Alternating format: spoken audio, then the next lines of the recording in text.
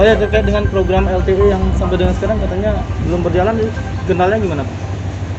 LTE itu sudah terpasang sistemnya, ya kan, sudah kita uji coba beberapa waktu lalu. Ya. Kemudian masih menunggu sama-sama untuk dilakukan launching, gitu ya. Jadi entah berapa waktu ke depan akan dilaksanakan. Dan tentunya kamera yang terpasang uji coba itu kan baru 2. Ya. Ini nanti diharapkan di akhir tahun ini akan lengkap menjadi 9 titik kamera. Tapi itu posisinya hidup masih tetap nyala atau Kalau yang 2 ini nyala terus. Tetap nyala terus ya. Tapi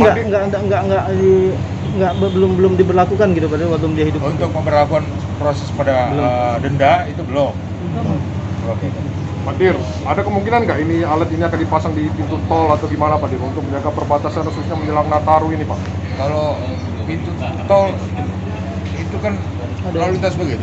Nanti kalau pintu tol itu mungkin kembali seperti dulu itu, pemeriksaan penyeberangan. Sekarang kan berlangsung untuk penyeberangan arus yang ada surat bebas COVID, swab antigen seperti itu. Itu dilakukan. Kalau yang kemarin diadakan itu adalah ini untuk 3T diantaranya ini untuk mengetahui pergerakan orang di tempat publik seperti apa. Artinya penegasan aja Pak Dir, program LTE akan tetap berlanjut, nggak mangkrak gitu Pak? Masih tetap bagi jalan gitu? Mangkrak itu apa maksudnya? Situasi dari pusat nggak ini Pak? Apanya? Nggak bisa diterapkan atau gimana gitu? Yang mana? Yang LTE Pak?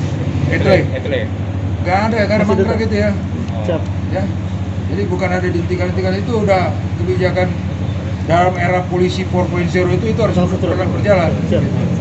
Ya, kita didukung oleh pemerintah daerah. Harapannya semua jalan udah disupport sama pemerintah daerah gitu Pak? Iya, harusnya didukung oleh kabupaten kota juga harus mendukung seperti itu. Yang saat ini kan dari Pemprov sudah mendukung begitu. Jangan lupa subscribe, share, komen, dan like ya.